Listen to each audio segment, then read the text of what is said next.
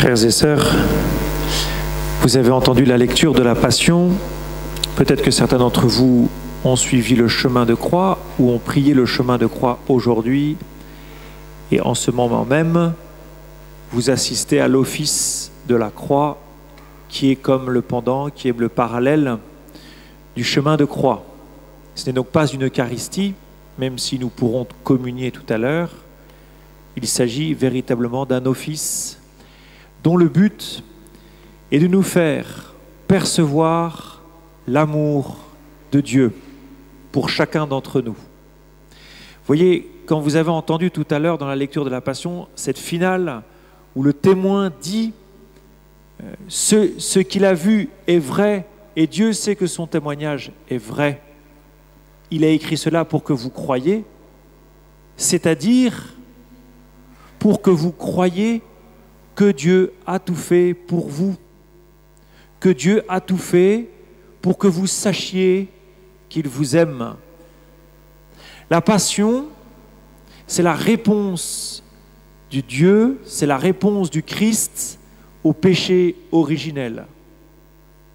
C'est la réponse de cette faute de l'homme qui l'a séparé de Dieu à tel point que le premier péché de l'homme, c'est de se cacher, c'est-à-dire c'est d'avoir peur de Dieu.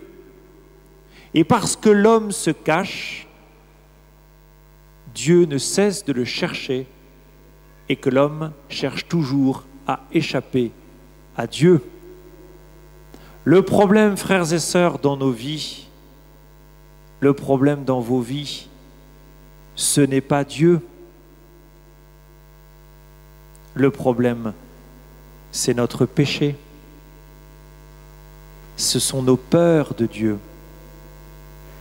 C'est le fait que nous nous cachions, que nous passions notre temps à nous cacher, parce que nous avons peur de ce que Dieu verra lorsqu'il nous regardera. Et Jésus l'a dit, « Je suis venu pour la vérité ». Et nous avons peur de la vérité. Et pourquoi est-ce que nous avons peur de la vérité? Parce que nous avons peur de Dieu, parce que nous avons peur de sa condamnation, parce que nous avons peur de ce qu'il va nous dire, parce que nous avons peur de sa punition, parce que nous avons peur de ne pas être aimés par lui. Et là est le drame, c'est le fil rouge, ce drame c'est le fil rouge de toute l'Écriture. Et malheureusement, bien souvent de nos propres vies. Vous avez ce passage au cœur de la Passion où Pilate sort et tente un coup de maître. Il présente Jésus et il dit « Voici l'homme ». Il tente un coup de maître parce qu'en fait, il tente en fait le peuple juif pour que le peuple juif mette à mort son roi. Et c'est un crime politique. Et Pilate pourra dire « Notre empereur païen est votre roi ». Et le peuple juif lui-même va dire « Nous n'avons de roi que l'empereur ». L'athéisme totalement accompli, où le peuple élu lui-même va renier Dieu en adorant un empereur païen. Le démon a gagné.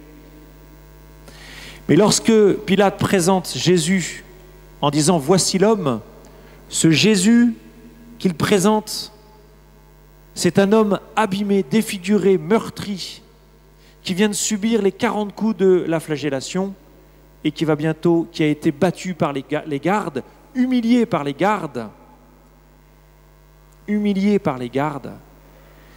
et qui sort devant les hommes, devant le peuple juif, et Pilate dit « Voici l'homme ».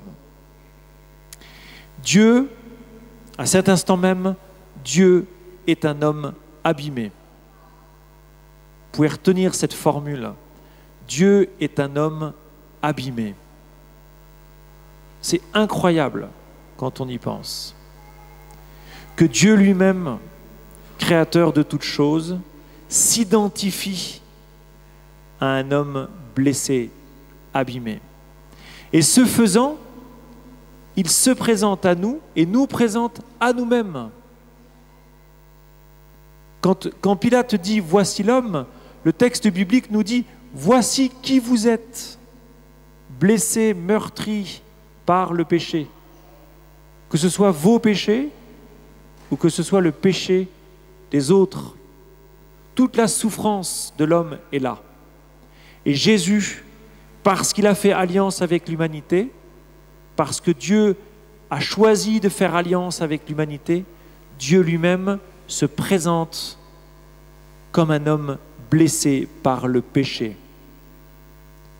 Dieu lui-même, qui n'a commis aucun péché, vient comme prendre la place ou vient se mettre avec l'homme pécheur.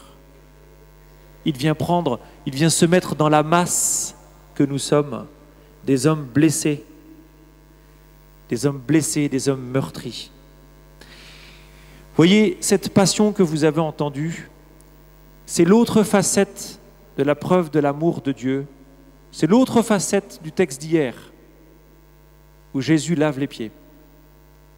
Là, vous avez un Jésus qui souffre, qui ne dit rien, qui consent, qui accepte en silence, qui accepte de ne pas sortir de lui-même, qui accepte de tout prendre sur lui, par amour pour nous. Aujourd'hui, c'est un consentement total. C'est une soumission sans bruit, sans réaction.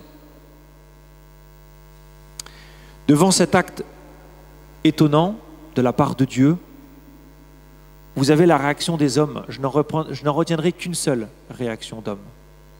Pierre. Pierre, le chef des apôtres. Depuis 2000 ans, l'Église lit, relit, écoute, réécoute le péché de Pierre. Mettez-vous à sa place. Imaginez que ce soit votre péché qu'on lise, qu'on relise, qu'on entend, qu'on réécoute depuis 2000 ans. Je pense que Pierre, dans son éternité, commence à en avoir juste un peu marre. Et quand on ira le voir au ciel, on lui dira « Ah, mais c'est Pierre, le renégat ». Pourquoi est-ce que c'est dans ce texte ? Qu'est-ce que Jésus a demandé à Pierre ? Il lui a confié les clés de l'Église. Il lui a confié la foi de l'Église. Eh bien, Pierre va tomber exactement là où Jésus l'attend. Pierre va accomplir le pire des péchés. Ce n'est pas seulement un péché comme ça. C'est le pire des péchés puisque Pierre, d'emblée, va se montrer incapable de répondre à l'appel du Christ. D'emblée. Pourquoi est-ce que ce texte nous est présent? Pourquoi est-ce que ce passage nous est présenté ici? Pour nous dire vos péchés, tous vos péchés sont pardonnés. Aucun d'entre vous ne peut faire pire que Pierre. Non pas en termes de nature de péché. Il y a des péchés qui sont bien pires. Ben non, en fait non. Parce qu'encore une fois, Pierre pêche là où le Christ l'attend. Il a, d'une certaine manière, il a déçu Jésus. Il ne l'a pas déçu en réalité, parce que Jésus ne se fait aucune illusion sur le cœur de l'homme.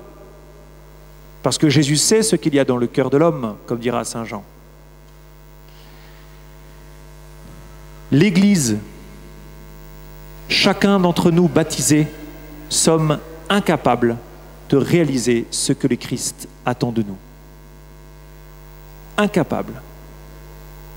Et il faut entendre ici cette parole de Jésus dans Jean chapitre 15, « Sans moi, vous ne pouvez rien faire ». Et c'est exactement ce que vit Pierre. Voyez, assister à ce péché de Pierre, c'est apprendre, comme Pierre, à mettre notre confiance dans le Seigneur, une confiance totale. Et je pense ici à tous ceux d'entre vous, peut-être, qui êtes impliqués dans la mission de l'Église. qui avaient de grands désirs de servir le Christ, qui mettaient beaucoup d'énergie pour que le royaume progresse. Eh bien, Pierre vous montre l'exemple, c'est-à-dire que vous êtes fautif d'emblée. Vous ne pouvez pas réaliser ce que le Christ attend de vous. Vous ne pouvez pas réaliser ce que le Christ a mis comme désir en vous de le servir. Vous devez apprendre, comme Pierre, à accepter le pire des péchés, votre reniement, votre non. Vous devez accepter, non pas de le dire, de vous forcer à le dire, mais vous devez accepter cette éventualité, voir cette réalité du reniement du Christ.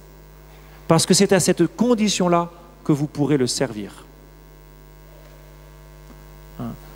Le saint est un pécheur repenti qui se sait pécheur et qui a accepté, accueilli la miséricorde et qui ne se regarde plus. Qui ne se regarde plus. Qui ne se dit plus « je suis nul » ou « je suis bien », mais qui se dit seulement « je suis un homme pardonné ». Comme Pierre. Je suis un homme pardonné. J'ai failli, certes, mais je suis un homme pardonné. Le remède, c'est-à-dire comment être guéri, comment sortir de cela, c'est la croix du Christ. Le démon a une tentation qui est de nous montrer la croix du Christ comme le signe de la souffrance et donc comme quelque chose à rejeter. La croix du Christ, frères et sœurs, c'est notre remède. Et c'est exactement l'inverse de ce qu'il faut faire.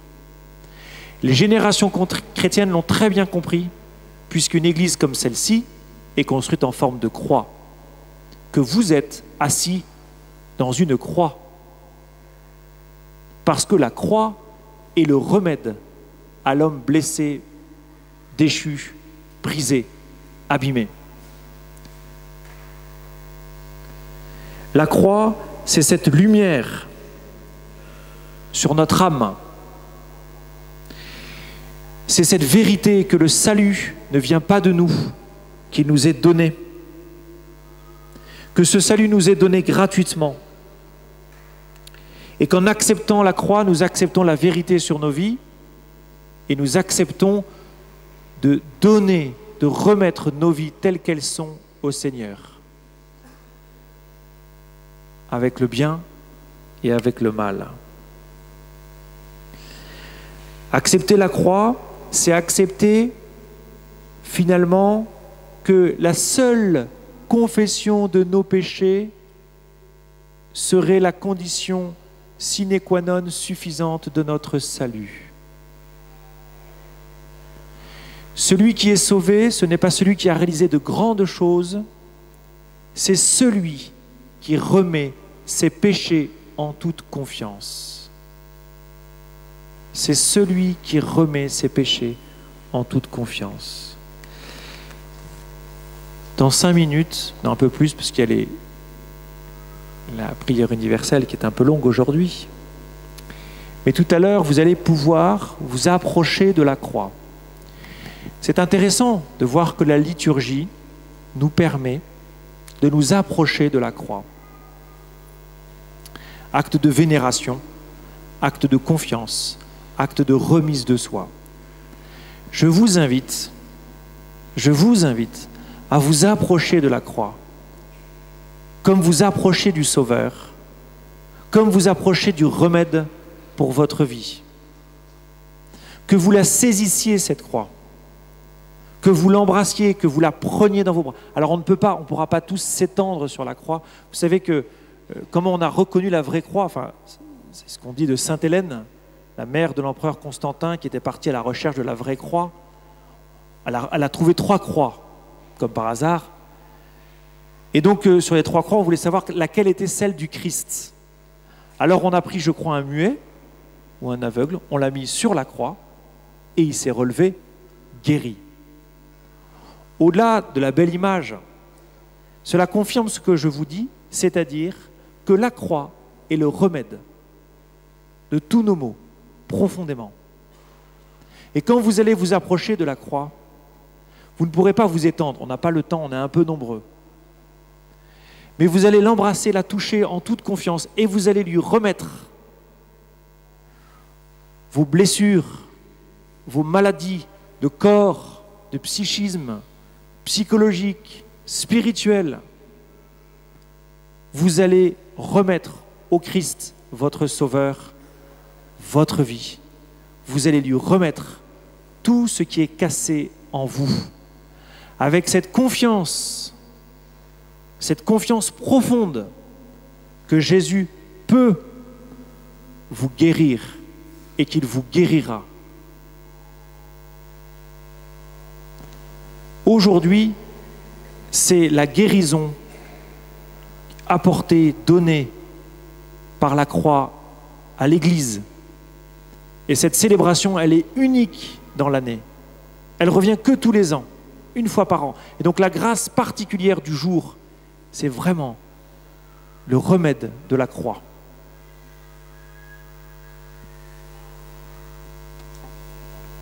Amen.